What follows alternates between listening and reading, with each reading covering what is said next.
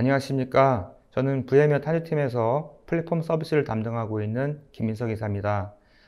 저는 아시아 태평양 지역에서 고객들이 저희 VMware 솔루션을 잘 사용할 수 있도록 도와드리고 있는데요. 이번 웨비나에서는 제가 필드에서 경험한 노하우 중에서 자동화 분야에 대한 얘기를 해드리려고 합니다. 최근 테슬라가 전기차 시장에서 혁신을 보여주고 있습니다. 내연기관이 주류가 된 이래로 기술의 혁신이 거의 없이 정체되어 있는 모습이었는데 테슬라가 기존의 매너리즘과 관습의 장벽을 깬 것이죠. 실제로 출시된 차를 분해해보는 유명한 엔지니어가 테슬라의 차를 분해해보고 이렇게 얘기했습니다. 테슬라는 전기차 부품을 설계하고 만드는데 기존 업체들보다 5년은 앞서 있다. 기존 자동차에서 볼 수 없는 재료와 기술이 쓰이고 있다고 했습니다. 제가 테슬라 이야기를 꺼낸 이유는 전기차에서와 마찬가지로 플랫폼 자동화 분야에서도 혁신이 많이 진행되고 있기 때문입니다.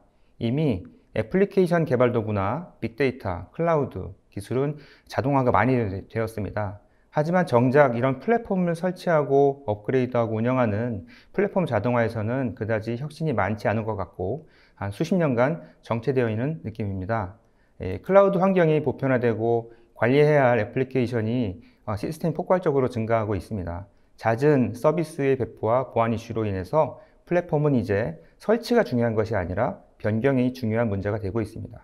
그러려면 어떻게 하면 안정적으로 그리고 지속적으로 플랫폼을 운영할 수 있을지에 대해서 알아보도록 하겠습니다. 자, 오늘 웨비나는 크게 두 부분으로 설명을 하겠습니다. 우선 자동화는 왜 필요하고 무엇을 대상으로 할 것이며 현업에서 사용하는 자동화 도구의 문제점과 이 개선점을 도출해 보도록 하겠습니다. 이런 요건들을 해결하는 플랫폼 자동화 아키텍처를 설계해 보겠습니다. 이어서 설계된 아키텍처를 탄주 플랫폼에 포함된 플랫폼 오토메이션 도구와 오픈소스를 이용을 해서 어떻게 구현하는지 살펴보겠습니다. 그리고 마지막으로 데모 세션으로 제가 구축해 놓은 플랫폼 자동화 환경에서 앞서 설계된 자동화 아키텍처를 비교해 보고 실제로 동작시켜 보겠습니다. 그리고 맨 마지막에 제가 필드에서 경험한 노하우를 바탕으로 해서 어떻게 하면 플랫폼 자동화가 성공할 수 있는지 핵심 포인트를 요약해 드리도록 하겠습니다. 자, 그럼 우선 왜 플랫폼 오토메이션을 해야 되는지에 대한 설명을 드리도록 하겠습니다. 이미 전 세계 500대, 포춘 500대 기업에서 탄주 플랫폼을 수년간 사용하고 있고요. 효과를 누리고 있습니다. T-모바일 같은 경우에는 기존 기능을 출시할 때 기존에 3에서 6개월 걸리던 것을 3일 이내에 출시하게 되어서 기존보다 한 20개 빠르게 출시를 하고 있고요. 리모티 부치어린 보험회사 같은 경우에는 하루에 2,500번의 빌드를 하고 있고 1,000번 정도의 운영 환경에 배포를 하고 있습니다. 이런 것이 가능하려면 실제로 프로세스와 사람 그리고 플랫폼이 필요하게 되고 이 플랫폼을 자동화할 필요가 있는 것이죠. 미 공군도 탄주 플랫폼의 고객입니다. 공군 내부의 플랫폼 팀인 플랫폼 원팀도 이미 애자일을 하고 있었는데 최근 코로나로 인해서 더욱 애자일해졌다는 소식인데요. 원격 근무가 많아지면서 내부 통신 플랫폼에 보안 패치를 하루에 10번이나 하게 됐다면서 새로운 골드 스탠다드를 세웠다고 했습니다. 전통적인 군 내부에서도 애자일 플랫폼을 운영한다니 참 놀랍기까지 한데요. 이런 애자일을 가속화시킨 것은 분명 클라우드의 자동화의 힘이 컸다고 저는 생각을 합니다. 구글, 넷플릭스, 아마존과 같은 클라우드 회사들은 클라우드를 자신의 사업에 잘 반영을 하고 서비스를 운영하고 있고 수많은 성공 사례를 만들었고 그러면서 IT 패러다임에 큰 변화를 가져왔는데요. 클라우드 환경을 잘 활용할 수 있는 애플리케이션과 인프라 그리고 플랫폼을 클라우드 네이티브라고 합니다. 몇 가지 특징을 살펴보면 클라우드 네이티브 애플리케이션과 클라우드 인프라 플랫폼은 기존의 전통적인 환경이 정적이고 고정적이라면 클라우드는 필요한 만큼 사용하고 반환하며 자원은 무한하기 때문에 클라우드 네이티브에서는 고가형 환경을 위해 작은 규모로 분산을 시킵니다. 전통적인 환경에 비해 인프라는 언제든 다운이 될 수 있다고 가정을 하고 애플리케이션 자체를 확장성 있게 분산시켜 설계를 하고 애플리케이션이 다루는 데이터 저장소도 마찬가지로 분산시켜 설계를 하죠. 소위 마이크로 서비스 형태로 개발하는 것입니다. 결국 클라우드 네이티브 애플리케이션과 인프라 플랫폼은 확장성과 가용성을 자동화를 통해서 손쉽게 제공할 수 있게 되는 것이죠. 클라우드 네이티브 애플리케이션은 마이크로 서비스 형태로 개발이 되면서 더욱 많은 관리 포인트가 생기고 멀티 클라우드 환경에 적용이 되면서 그 수만큼 다양한 관리 포인트가 생기게 되는데요. 이런 클라우드 환경은 관리 포인트가 많아지기 때문에 자동화된 방법으로 형상을 관리해야 합니다. 즉 자동화는 관리해야 하는 환경이 많아지면 많아질수록 그 변경사항이 자주 있을수록 더욱 진가를 발휘하게 됩니다. 관리 포인트가 많아진다는 것은 사람의 실수로 인한 장애가 발생할 가능성이 높다는 것인데요. 그리고 이 장애의 원인을 추적하는 것도 복잡하고 시간이 많이 걸리게 됩니다. 시스템을 모니터링하는 부분을 자동화하고 장애 대응에 필요한 시간과 비즈니스 손실을 최소화할 수 있겠습니다. 제대로 된 자동화는 운영에 필요한 시간과 노력을 많이 줄여주고 사람에 대한 에러를 줄여줍니다. 그리고 자동화를 했다면 작업자에게 언제든 변경사항을 반영할 수 있다는 확신을 줄 수가 있겠죠. 이런 효과는 다시 플랫폼 자동화 개선의 동력으로 선순환하게 됩니다. 자, 그럼 지금까지는 왜 플랫폼 오토메이션을 해야 되는지 살펴봤고, 이제 어떤 것을 대상으로 오토메이션을 해야 될지 살펴보도록 하겠습니다. 지나가기에 앞서 이해를 돕기 위해 이번 세션에서 사용되는 용어를 정리해 보도록 하겠습니다.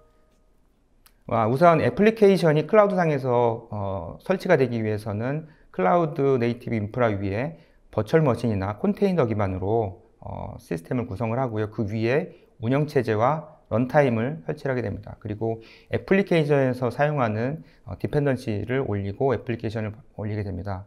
이 과정에서 애플리케이션을 자동화하는 애플리케이션 CI/CD 툴이 따로 존재할 거고요. 그 애플리케이션이 구동되는 클라우드 네이티브 플랫폼 또는 인프라를 자동화하는 도구를 이번 세션에서는 플랫폼 오토메이션 컨트롤 플레인이라고 지칭하도록 하겠습니다. 퍼펫 랩스에서 매년 전 세계의 IT 조직의 데브옵스의 적용 상황을 조사하여서 발표를 하고 있습니다. 이 보고서를 보면 데브옵스의 성숙 모델이 소개되어 있는데 0단계에서 5단계까지 총 6단계를 정의하고 있습니다. 성숙한 단계로 갈수록 더욱 많은 부분을 자동화하게 되는 걸 알 수 있는데요. 초기에는 산출물을 표준화하고 형상 관리를 버전 컨트롤하는 것을 적용하다가 이 단계가 올라갈수록 마지막 단계에서는 인프라 배포를 자동화한다거나 플랫폼 프로비저닝을 셀프 서비스로 할 수 있게 관리를 셀프 서비스로 이렇게 해주는 형태로 적용을 하고 있는데요. 일반적으로 애자일이든 데브옵스든 이를 실제로 구현하는 방법은 사실 조직마다 상황이 다르기 때문에 이 상황에 맞게 커스터마이징 하여서 적용을 하고 계속 조직에 맞게 발전시켜 나가야 합니다. 클라우드 네이티브 인프라와 플랫폼을 도입을 했다면 그 자체가 API 기반 애플리케이션이기 때문에 다음과 같은 기능을 자동화할 수 있습니다. 이 목록은 일반적인 항목입니다만 앞서 본 데브옵스 리포트의 항목과도 유사합니다. 인프라 플랫폼의 경우에는 버추얼 머신과 디스크를 생성하고 프로비저닝하는 작업, 그리고 생성된 VM에 OS를 설치하고 런타임과 보안 패치 업그레이드를 하는 또는 또 스케일링을 하는 자동화하는 것을 들 수가 있고요. 여기에서 중요한 것은 설정에 대한 버전 관리를 통해서 플랫폼을 관리한다는 것입니다. 운영체제와 애플리케이션 라이브러리에 보안 이슈가 터지면 신속하게 적용을 해야 하는데 VM웨어 탄주 플랫폼의 경우 보안 공지가 발표된 지 48시간 이내에 패치를 내보내서 고객들 사이트에 플랫폼 자동화를 통해서 적용할 수 있도록 돕고 있습니다. 설치된 플랫폼의 성능에 중요한 지표를 정의를 하고 지속적으로 모니터링을 해서 부활형에 맞게 리소스의 자원을 스케일링 하도록 할 수 있고요. 장애가 발생했을 때 자동으로 페일오버를 하거나 페일백을 할 수 있습니다. 클라우드 네이티브 플랫폼은 API 기반으로 동작되기 때문에 셀프 서비스로 제공하는 것도 쉽게 됩니다. 자, 플랫폼 자동화를 어느 수준까지 해야 할지 결정하는 것은 상당히 어려운 부분인데, 왜냐하면 자동화의 수준이 높아짐에 따라 투입되는 시간과 노력이 기하급수적으로 늘어나기 때문이죠. 구글은 자신들이 서비스를 출시하고 운영하면서 체득한 노하우를 정리해서 사이트 릴라이빌리티 엔지니어링이라는 용어와 에러 버짓이라는 개념으로 공개를 했는데요. 여기에서 나온 척도로 자동화의 수준을 어느 정도 가늠할 수 있습니다. 서비스 레벨 오브젝티브는 도달하고자 하는 가용성의 목표인데요. 그리고 에러 버짓은 28일을 기준으로 해서 허용된 장애의 시간의 총 합입니다. 그 기간 동안 서비스가 다운된 시간만큼 에러 버짓을 소모하게 되는 것이죠. 에러 버짓이 남아있을 경우에만 플랫폼상에 새로운 기능을 출시를 할 수 있고, 모두 소진하게 되거나 마이너스가 되면 새로운 기능을 출시하는 대신에 플랫폼을 안정화하기 위해서 노력을 하게 됩니다.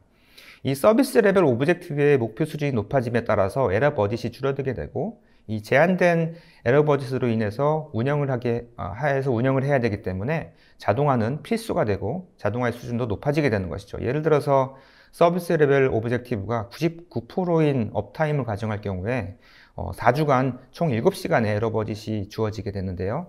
만약 장애가 발생이 되면 이 시간 내에서 장애 대응을 해야 하는데, 이 경우 설치와 패치 그리고 모니터링을 자동화하면 충분할 것 같고, 장애 시의 페일오버는 충분히 수동으로 될 수가 있습니다. 그러나 만약에 서비스 레벨 오브젝티브가 99.99%인 경우에 에러 버짓은 총 4주간 4분이 주어지게 되는데요. 이런 경우에는 장애 대응을 수동으로 하기에는 어렵겠죠. 이 경우에는 배포가 잘못했을 경우에 자동으로 이를 감지하고 페일 롤백을 한다거나, 배포된 서비스에 장애가 발생을 하면 자동으로 페일오버 되도록 해야 합니다. 이처럼 SLO에 따라서 우리가 갖추어야 될 플랫폼의 자동의 수준을 결정할 수가 있게 되는 것입니다. 자, 그럼 지금까지 왜 오토메이션을 해야 되고 무엇을 오토메이션 해야 될지, 그리고 어느 수준까지 자동화를 해야 될지를 알아봤고요. 이제 어떻게 자동화에 구현을 할 수 있는지에 대해서 살펴보도록 하겠습니다. 요구사항에 따라 플랫폼 자동화의 시스템의 아키텍처를 설계해 보도록 할 텐데요. 기본적인 디자인은 다음과 같습니다. 작업 대상은 타겟 플랫폼은 클라우드 기반의 플랫폼이고 애플리케이션입니다. 그리고 작업용으로 사용하는 점프박스는 VM을 준비를 할 거고요. 만약에 수정사항이 발생이 되면 이 점프박스 안으로 로그인을 해서 원격 대상 플랫폼을 제어하거나 패치를 하게 됩니다. 보통 이제 스크립트를 짜서 자동화를 한다거나 크론으로 이 작업을 배치로 돌리게 될 거고요. 이제 클라우드와 플랫폼에서 제공하는 전용 CLI를 사용을 하고 또 API를 활용할 수도 있습니다. 이거는 가장 기본적인 자동화의 설계 디자인이라고 볼 수 있겠습니다. 자, 이제 관리해야 할 대상이 개발만 있는 것이 아니죠. 이제 스테이징과 프로덕션, 그리고 이제 디자스터 리커버리 시스템들이 있을 수가 있는데, 여기에 멀티 클라우드 요건이 추가될 경우도 있겠죠. 예를 들어서 아마존 AWS 클라우드 상에서 플랫폼을 관리해야 될 경우에는 AWS에서 제공하는 전용 CLI를 사용해야 될 수가 있고요. 구글 클라우드나 애저 같은 경우에 또 전용 CLI를 제공을 합니다. 클라우드 벤더들은 모두 모든 클라우드를 한 번에 다룰 수 있는 CLI를 내놓지 않고 있죠. 서로 경쟁을 해야 되기 때문인데요. 이런 상황이면 환경마다 설정이 다르게 되고 클라우드 관리를 위한 CLI와 API가 모두 다양해지는 그런 문제가 발생이 됩니다. 그러면 관리 포인트가 증가를 하고 변경에 시간과 노력이 많이 들어가게 됩니다. 이는 다시 대상이 많아질수록 문제가 심각해지게 되는데, 그러면 자연스럽게 인력이 많이 필요하게 될 거고 점점 더 처리가 느려지게 되죠. 또 장애가 발생이 되면 장애 추적 또한 어렵습니다. 사람의 스킬에 의존하면 휴먼 에러로 인한 장애가 발생할 가능성이 높고, 향후에 장애에 대비해서 또 장애 방지 계획을 수립을 하고 추가적으로 교육을 또 해야 합니다. 이런 문제점들이 향후 플랫폼 자동화의 개선 포인트가 될 수 있습니다. 자, 그럼 앞서 살펴봤던 관리 포인트에 대해서 아키텍처에 반영을 해봤는데요. 멀티 클라우드로 다양화에 대응하기 위해서는 클라우드 자동화 도구를 도입하게 되는데요. 보시는 것처럼 클라우드 파운드의 보쉬 같은 경우는 클라우드에 상관없이 동일한 방식으로 VM과 디스크 등 클라우드 포인트를 관리할 수가 있고요. 테라폼 같은 경우에는 스크립트 기반으로 클라우드를 제어할 수 있게 도와줍니다. 이런 도구를 도입하면 인프라 상관없이 중립적으로 관리할 수 있는 체계가 갖춰지게 되는데요. 관리 대상이 복잡해져서 대규모 관리 대상의 형상에 대한 버전 관리가 필요하기 때문에 이런 경우에는 이제 버전 관리에 사용이 용이한 Git 랩이나 Git 도구들을 사용하게 됩니다. 또 쉽고 빠른 장애 복구와 유지 보수를 위해서 중앙 집중식 모니터링 시스템도 갖추게 되는 시기가 되겠죠. 자, 자동화 도구의 관리의 복잡도를 최소화하기 위해서 이제 대상 플랫폼 자체에 추가 기능이 또 필요해지게 되는데요. 실제로 대상 플랫폼에서 에러가 자주 발생이 되고 다양한 변수들이 많이 생기는데, 이런 부분들에 대해서 이제 플랫폼 자동화 도구에서 파이프라인에서 로직에서 그걸 커버하기 위해서는 상당히 많은 복잡도가 생기게 되는데요. 예를 들어서 타겟 플랫폼이 다음과 같은 기능들을 자동으로 제공해 준다면 그 부분들이 많이 경감이 될 겁니다. 예를 들어서 자동으로 플랫폼을 롤링 업데이트 해준다거나, 모니터링 기능이 제공이 된다거나, 또 스케일링도 제공이 되고, 그리고 장애가 발생이 됐을 때 플랫폼을 자동으로 복구해주는 기능, 그리고 애플리케이션에 대한 페일오버 기능을 제공해 준다 그러면, 이런 플랫폼 오토메이션에서 어떤 파이프라인을 짜는 부분이 많이 자연스러워지게 될 겁니다. 그래서 이런 타겟 플랫폼의 특성을 우리는 클라우드 네이티브 플랫폼, 클라우드 네이티브 앱이라고 부르고요. 이런 부분들은 보통 API 기반으로 서비스가 되게 됩니다. 자동화 도구에서 관리하는 파이프라인의 복잡도를 최소화하기 위해서 이제 대상 플랫폼 자체의 기능이 추가가 되게 되는데, 컨테이너 기술을 활용하거나 클라우드 파운드리 또는 쿠버네티스 플랫폼을 적용을 해서 서비스가 무중단이 되는 플랫폼을 도입하게 되는 것이죠. 이런 플랫폼을 도입을 하게 되면 이제 자동화 파이프라인이 좀 더 간결해지게 되겠습니다.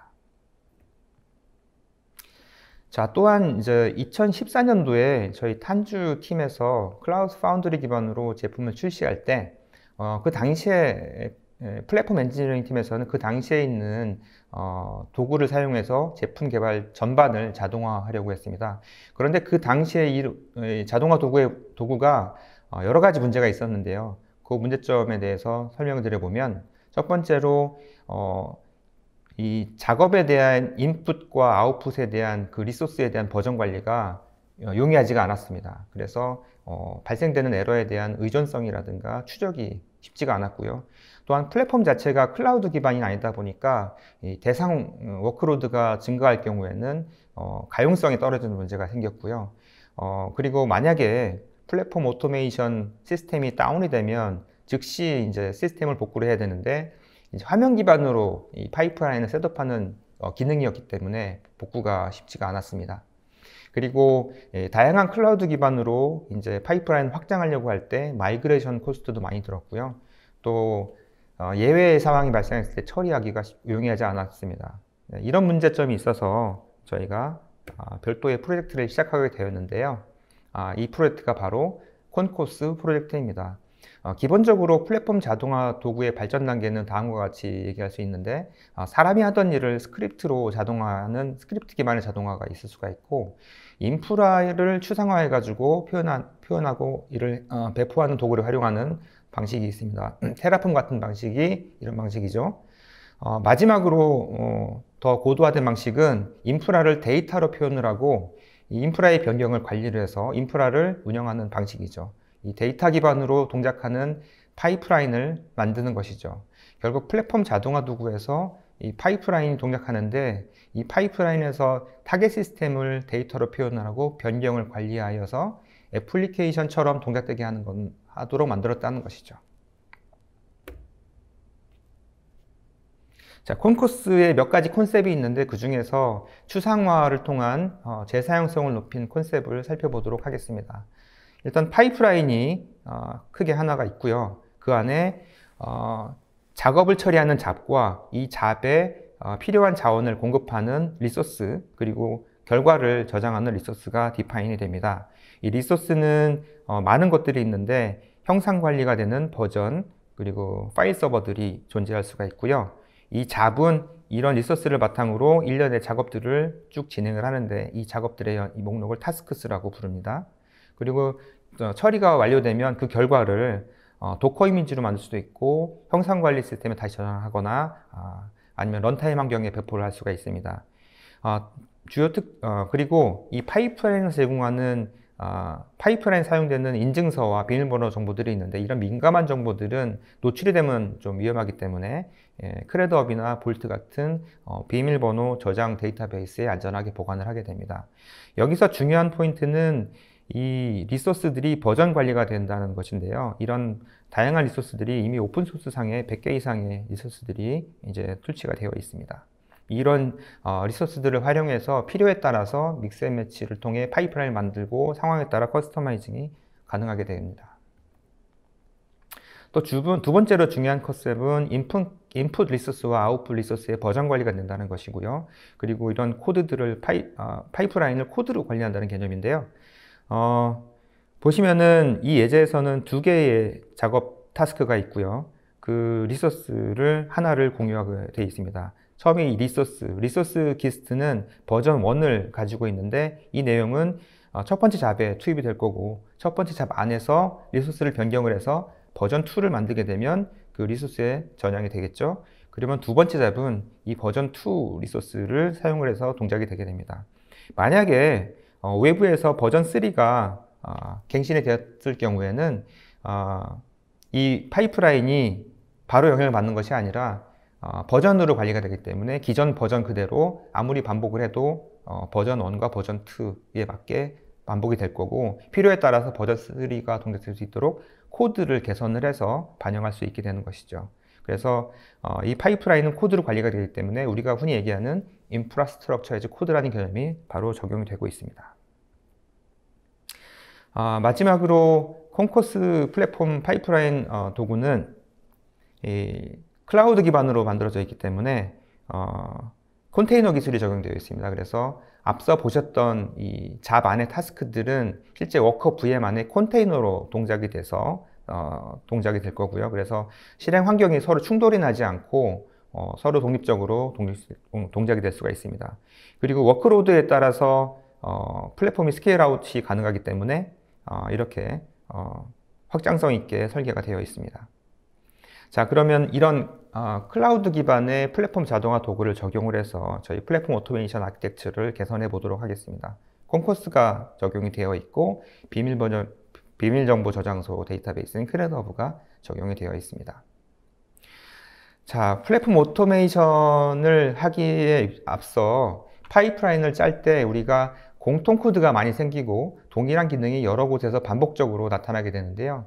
이 바퀴를 다시 만들지 말라는 그런 얘기가 있습니다. 그리고 재사용할 수 있는 빌딩 블록을 모아서 제공을 하는 것이 있는데 VM웨어 탄주 플랫폼에서 플랫폼 오토메이션 툴킷을 제공을 하고 있습니다. 말하자면은 자바로 애플리케이션을 짤 때 스프링 프레임워크를 사용하듯이 콘코스에서 파이프라인을 짤 때 이 라이브러리를 공통으로 사용하는 것이죠. 이렇게 되면 마치 애플리케이션을 개발하듯이 커스터마이징을 할 수 있게 됩니다. 그리고 일관되고 균일한 품질의 파이프라인을 다양한 목적으로 만들 수 있게 됩니다.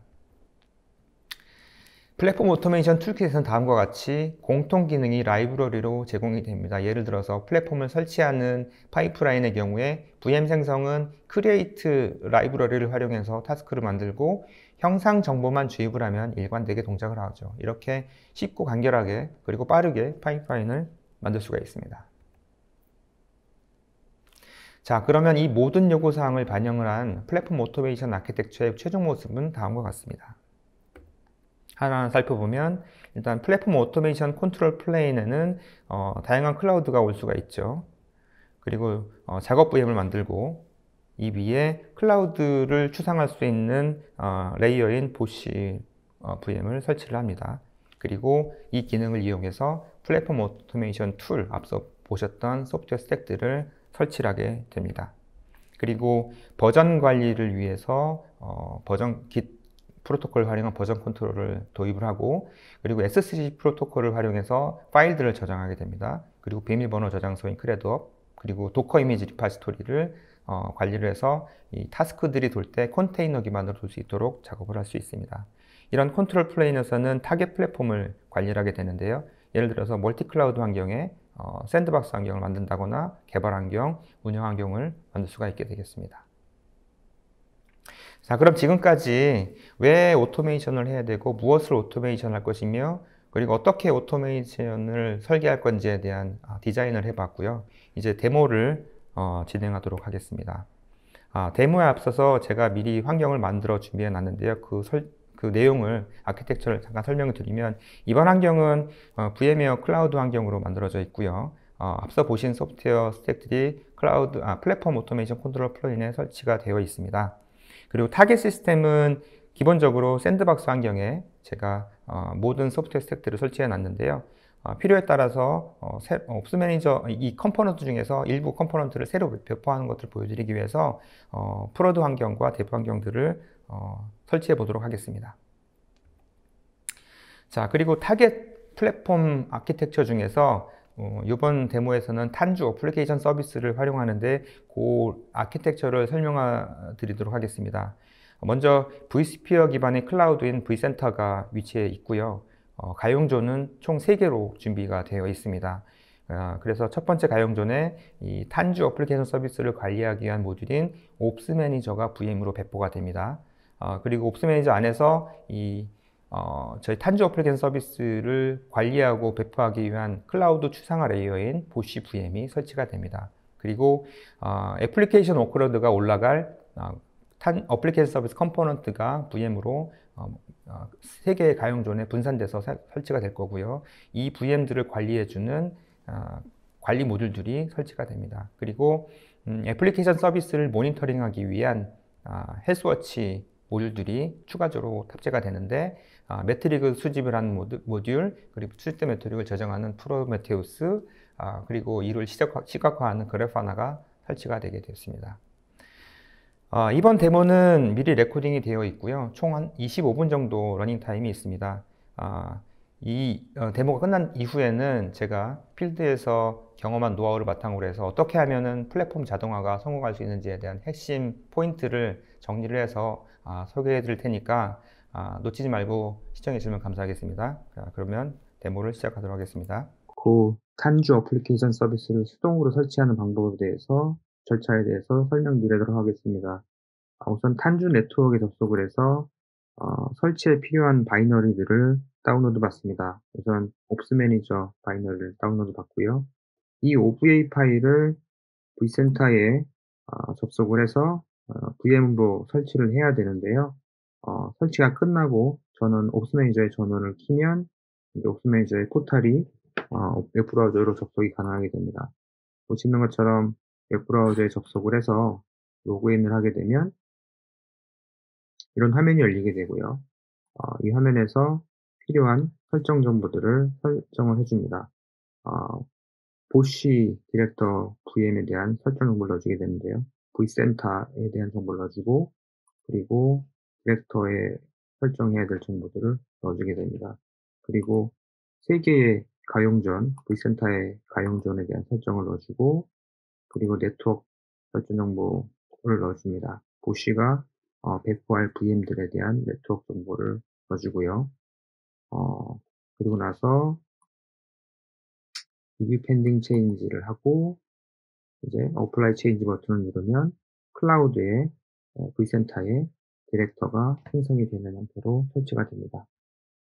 마찬가지로 이제 옵스 매니저와 디렉터가 설치가 끝나면 이제 탄주 네트워크에 접속을 해서 나머지 타일들, 예를 들어서 애플리케이션 서비스에 대한 바이너리를 다운로드 받아서 설치를 하게 됩니다.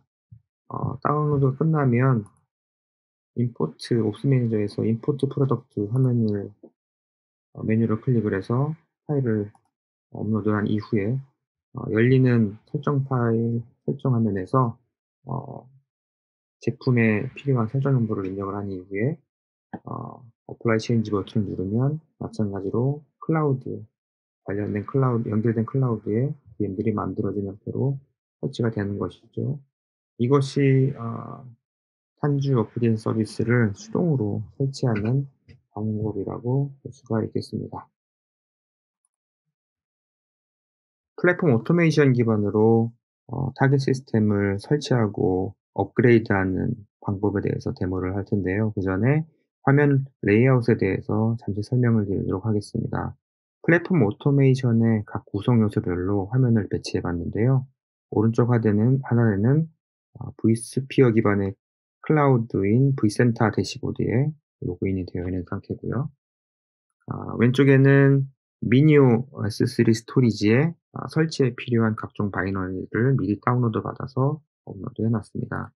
그리고 이번 플랫폼 자동화에 활용할 버전 컨트롤 저장소로 퍼블릭 GitHub 프로젝트를 활용을 하고 있고, 이 프로젝트에 플랫폼 자동화에 필요한 파이프라인 코드와 각 플랫폼별로 설정 파일을 저장을 하고 있습니다.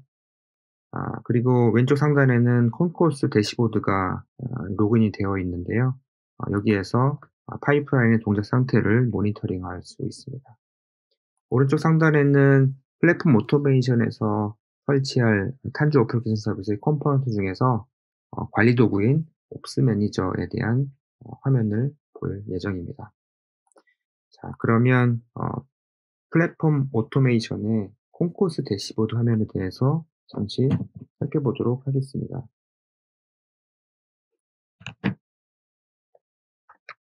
자, 플랫폼 오토메이션의 콘코스 대시보드에 로그인을 하면 다음과 같은 화면이 열리게 되는데요. 파이프라인 목록을 볼 수가 있습니다.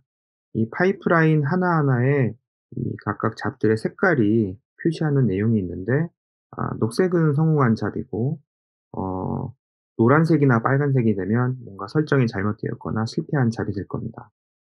자, 그러면 vSphere 샌드박스 환경에 대한 전체 파이프라인을 상세하게 보겠습니다. 이 파이프라인 안에는 여러 개의 작은 파이프라인이 들어가 있는데, 이 각각의 작은 파이프라인은 타겟 플랫폼의 요소와 연결이 되어 있습니다.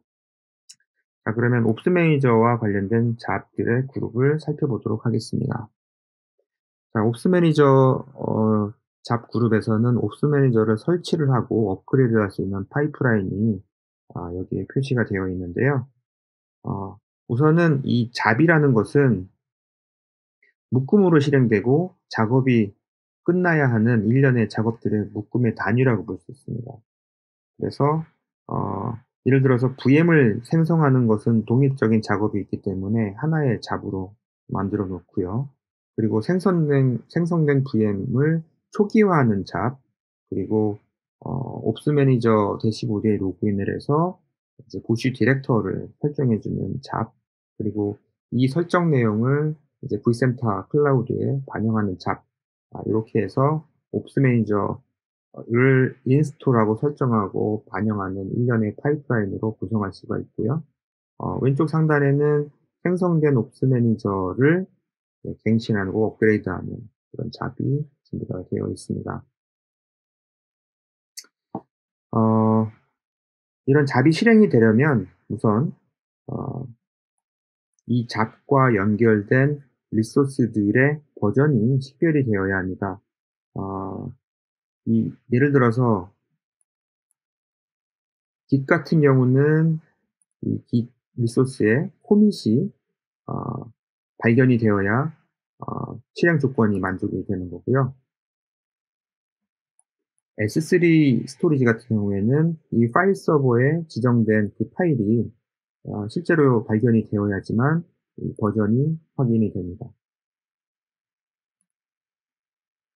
그래서 이 리소스들의 버전이 식별이 된 이후에 이 잡의 실행 조건이 만족이 돼서 이 잡이 실행이 되고, 그 결과가 다시 리소스에 반영이 되고, 그 연결된 그 리소스가 다음번 잡을 트리거를 시키는 것이죠. 그래서 이 파이프라인 같은 경우에는 이 트리거 인스톨 옵스는 git 리소스에 잡들이 트리거가 되도록 연결이 되어 있습니다. 이렇게 실선으로 연결이 되어 있으면 이 리소스와 연결된 이 잡들은 앞에 작업이 성공적으로 끝나면 다음 잡이 자동으로 트리거가 되는 형태로 진행이 되게 됩니다. 자, 그러면 이 파이프라인을 이 샌드박스 환경은 미리 만들어져 있기 때문에 운영 환경으로 새로 배포해 보도록 하겠습니다. 이 배포를 위해서는 기본적인 파이프라인 마스터 소스 코드가 있고요. 그 코드는 여기에 미리 배포가 되어 있고, 이 환경별로 설정 파일이 올라가 있게 됩니다. 우선 새로 설치할 옵스 매니저의 버전 정보는 옵스 매니저와 연결된 이 파일에 이렇게 명시가 되는데 2.9.4라고 명시가 되어 있고, 미니오에는 그 관련된 버전이 옵스 매니저 설치 파일이 올라가 있습니다. 이 파일이 앞서 설명드린 옵스 매니저 의 VM을 만드는 잡의 입력값으로 주입이 되는 것이죠.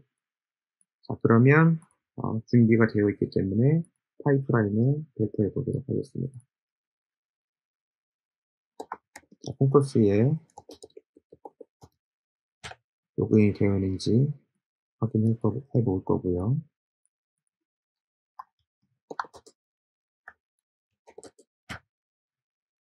자, 이렇게 되면 방금 깃에서 선언이 되어 있는 파이프라인 정보가 파이프라인으로 코드로서 파이프라인이 셋업이 되게 됩니다. 그럼 방금 콩커스 대시보드에 새로운 파이프라인이 만들어졌고요. 자, 여기에서 파이프라인을 플레이 시켜 놓고 옵스 매니저 잡 그룹에 들어가서 이 작업을 시작하도록 하겠습니다. 그러면 작업이 실행이 되고 이 파이프라인을 통제하기 위한 버전 파일이 하나 만들어지게 됩니다. 이 파이프라인에서 수행되는 이런 각각의 이 타스크들은 컨테이너로 수행이 되게 되고 콩코스가 여러 개의 워커들 VM 중에서 가용한 워커 VM을 찾아서 자동으로 스케줄링하고 배치하고 실행해 주게 됩니다. 지금 OVA 파일이 v센터에 거의 다 올라갔습니다. 바로 이어서 옵스 매니저 VM을 성공적으로 만들었고요.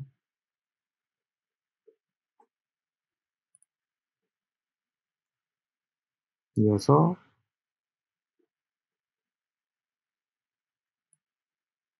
생성된 VM에 대한 정보를 깃에다가 푸시를 할 겁니다.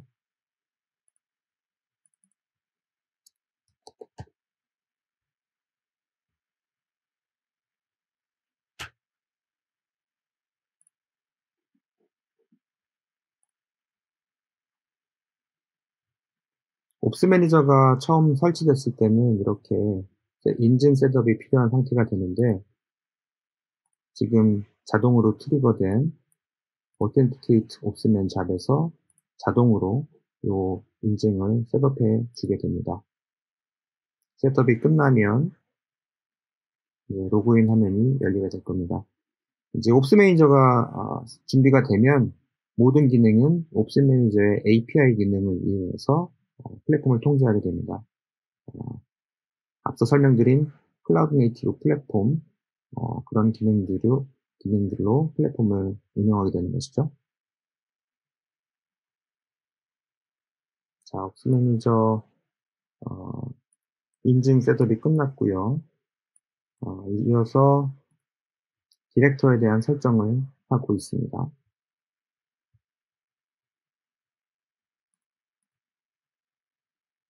자, 지금은 설정이 되어 있지 않은 상태이고요. 지금 깃에 지정된 디렉터에 대한 설정 파일로 셋업을 설정을 완료했습니다.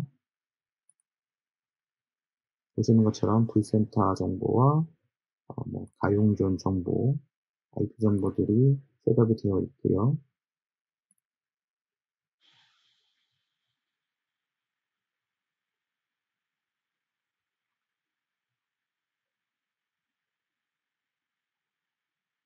네, 폰 코스 상의 대시보드 상에서 작업이 끝났고요. 이제 슬랙으로 알림을 보냈습니다. 지금 vCPU 프로드 콘코스 파이프라인의 백업 잡 그룹에 와 있습니다. 백업을 하기 위한 잡들이 있는데 옵스 매니저를 백업을 하기 위한 잡, 디렉터를 백업을 하기 위한 잡, 타스를 백업하기 위한 잡이 여기 있습니다. 이 잡들이 실행되기 위해서는 두 가지 조건이 만족이 되어야 되는데 수동으로 트리거를 해서 버전을 활성화시키는 부분이 하나가 있고 그다음에 타이머 리소스를 걸어서 특정 시간 내에 이벤트가 발생되도록 하는 것이 있습니다. 그래서 어 네. 지금 버전이 활성화가 됐고요. 백업이 돌고 있습니다.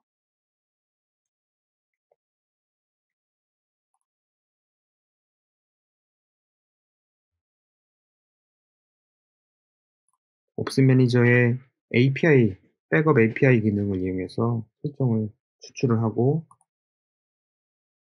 연결된 미니오에다가 미니오의 버킷에 백업 내용을 저장을 하고 있습니다.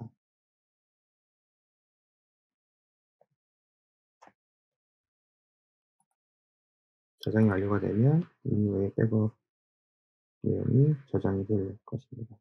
그리고 연결된 슬랙으로 알림을 보내도록 하고 있습니다. 네, 방금 온 알림 슬랙이죠. vSphere 프로 환경에 백업 옵션이 설치가 됐다. 클릭을 하게 되면 관련된 파이프라인으로 연결이 되는 걸 볼 수 있습니다.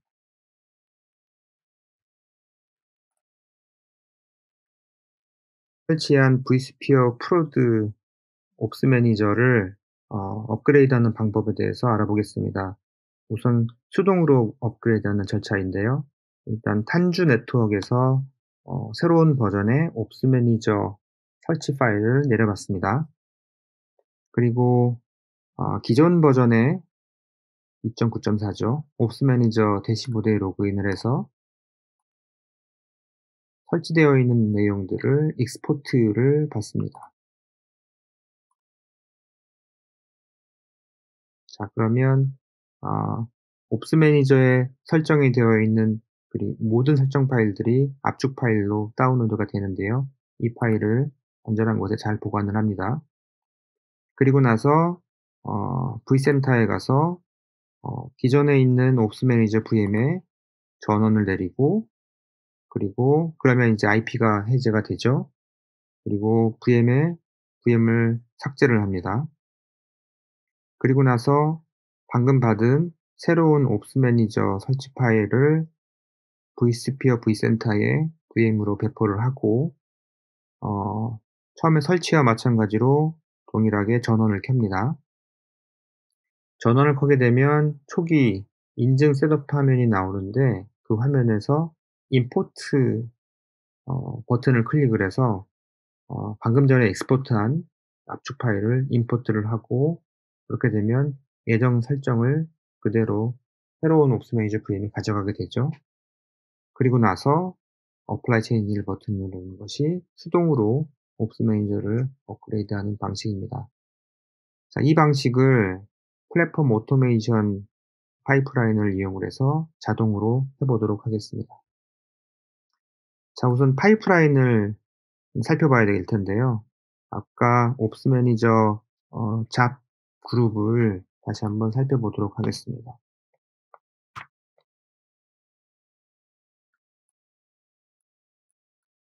자, 설치했던 파이프라인 상단에 업그레이드 옵스맨 그리고 연결된 잡으로 apply director change after upgrade 옵스맨이라는 잡이 연결이 되어 있는데요.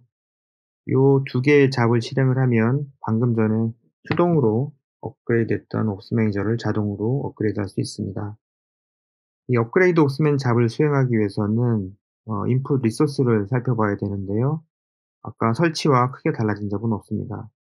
어, 기세에 저장이 되어 있는 옵스 매니저 버전 파일에 대해 새로운 버전 정보를 입력을 해주고 연결된 미니오 저장소에 새로운 옵스 매니저 버전을 업로드 해주고 실행을 하면 되는 것이죠.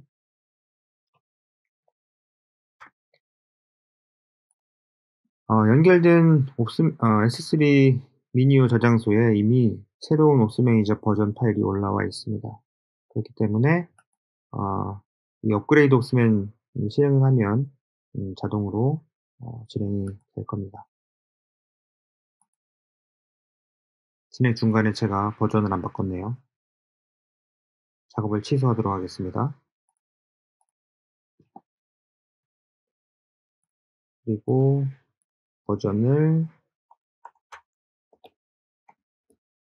10.10.1로 바꾸고 저장하겠습니다.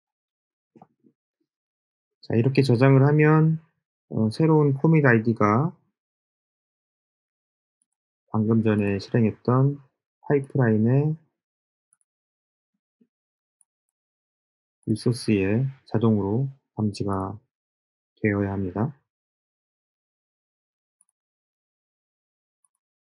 네, 863 감지가 되었고, 이 상태에서 실행을 하게 됩니다.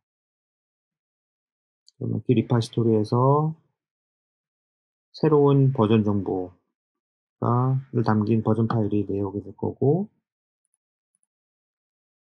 기존의 vCenter에 있는 옵스 매니저 VM 이름을 담은 파일 정보도 내려가게 됩니다.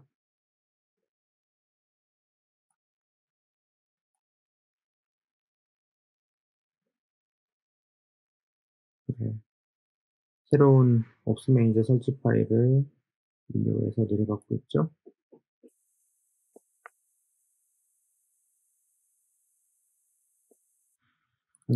옵스 매니저에서 기존 설정 파일을 익스포트를 해서 S3 버킷에 저장을 하고 있습니다.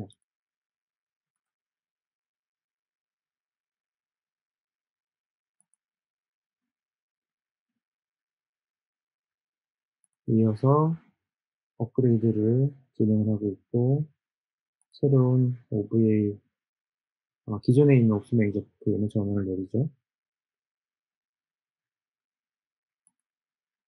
그리고 새로운 OVA를 vCenter에 업로드합니다.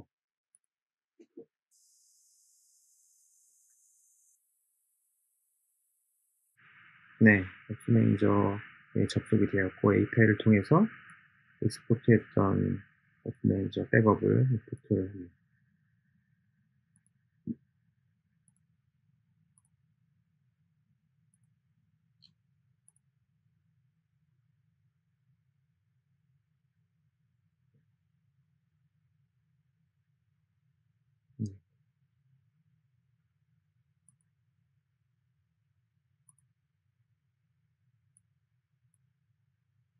작업이 끝나고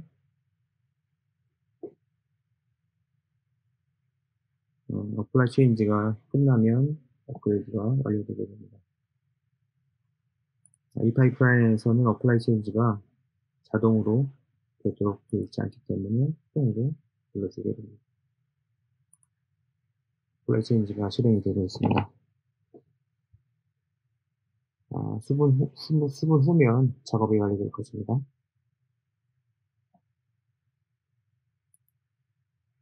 이 파이프라인에서 사용하는 비밀번호나 인증서는 파이프라인에 저장되지 않고 기세도 저장되지 않고 크레드업이라는 비밀정보 암호 시스템에 안전하게 저장이 되는데요. 실제로 파이프라인에서 우리가 옵스 매니저를 설치할 때 썼던 그 버전 정보 파일에 보시면 어느 경로에서 그 파일을 다운로드 받을지 정보가 담겨져 있습니다. 그런데 여기에 아이디와 패스워드가 담겨져 있는 게 아니라 어떤 키만 담겨져 있죠. 이 내용은 실제로 크레드업에 저장되어 있습니다.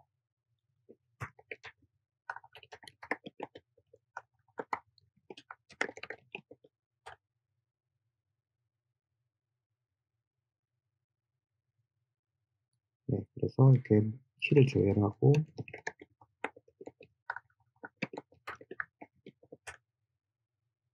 데이터를 조회하게 되면 이런 식으로 실제 값이 복호화돼서 나오게 됩니다. 그래서 안전하게 비밀 정보들을 관리할 수 있게 됩니다. 또 하나의 특징은 이제 vSphere 환경뿐만 아니라 다양한 퍼블릭 클라우드 환경으로도 이제 파이프라인을 적용해야 될 경우가 있는데, 이런 경우에 이 플랫폼의 특징은 뭐냐면 우리가 사용했던 파이프라인 자체는 변경되는 게 아무것도 없습니다. 그래서 이 마스터 파이프라인의 템플릿은 그대로 사용하면서 우리가 환경별로 가져가는 설정 파일 중에서 어, 어떤 환경에 이 파이프라인을 적용할지에 대한 태그만 지정해주면 되는데, 예를 들어서 프로드 환경 같은 경우에는 VCP이기 때문에 어, 설치해야 될 바이너리 파일들의 버전이 명시가 되게 되겠죠. 그래서 여기 보시면 스템셀 이아스가 VCP어라고 지정되어 있는 반면에, 만약에 아마존에다가 우리가 배포할 경우에는 버전 파일에서 파스 환경에 스템셀 이아스가 AWS라고 이렇게 지정을 해주게 됩니다. 그러면 파이프라인의 변경 없이 이런 간단한 태그의 설정만으로 다양한 인프라 환경에 파이프라인을 재활용할 수 있는 장점이 있는 것이죠. 데모 잘 보셨나요? 그럼 지금까지 왜 오토메이션을 해야 되고 무엇을 자동화할 것이며, 그리고 어떻게 이걸 자동화를 디자인하고 설계할 것인지에 대한 부분, 그리고 데모까지 살펴봤고요. 이제 플랫폼 자동화가 설계하기 위한 핵심 노하우를 소개해 드리도록 하겠습니다. 자, 우선 클라우드 네이티브 플랫폼을 도입을 하면 이 플랫폼을 조직에서 잘 활용할 수 있도록 지속적으로 발전시켜 나가야 하는데요. 그렇게 하기 위해서는 전담팀이 꼭 필요합니다. 이 전담팀은 플랫폼 팀을 대표하는 의사소통 채널의 역할을 하게 될 거고, 그리고 개발팀 입장에서 불편하거나 개선이 필요한 사항을 플랫폼 제품과 서비스의 구현으로 정리를 하게 됩니다. 구현의 우선순위를 비즈니스 관점에서 결정을 하고 기능을 출시를 하게 되죠. 이를 위해서 이 팀은 아키텍트와 엔지니어로 구성이 되는데, 특히 플랫폼 자동화에 관심이 많은 소프트웨어 엔지니어하고, 그리고 인프라에 대한 또 운영 경험과 코딩 역량이 또 필요하게 되겠죠. 이런 부분들이 모여서 플랫폼 팀을 구성하시면 좋겠고요. 제가 수많은 프로젝트를 해보면서 업종에 관계없이 많은 기업들이 공통적으로 겪는 실수들을 보아왔습니다. 이 경험을 바탕으로 여러분은 이와 같은 실수를 반복하지 않으면서 플랫폼 자동화를 성공할 수 있도록 하는 핵심 포인트 4가지를 알려드리겠습니다. 첫 번째, 플랫폼 자동화의 로드맵을 정하고 우선순위에 따라서 자동화를 점차 개선해 나가야 합니다.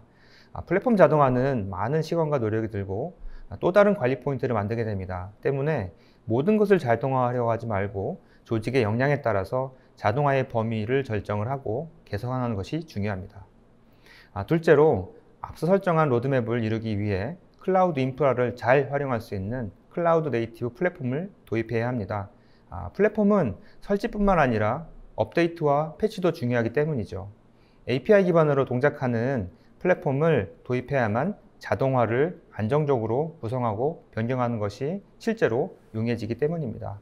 셋째로, 클라우드 환경에 중립적인 플랫폼 자동화 아키텍처를 설계를 해야 합니다. 많은 기업들이 멀티 클라우드 전략에 따라 목표를 설정을 하고, 때로는 이런 클라우드 목표가 변경될 수 있는데, 탄주 플랫폼 오토메이션 툴kit과 같은 클라우드 중립적인 플랫폼 자동화 도구는 이러한 상황에서 시간과 노력을 줄여주고 안정적으로 운영하게 도와줍니다. 마지막으로, 이것은 마지막에 쓰기도 했지만 제가 제일 중요하게 생각하기도 하고 또 가장 많이 보아온 실수이기도 한데요. 바로 플랫폼 전담팀을 구성해야 한다는 것입니다.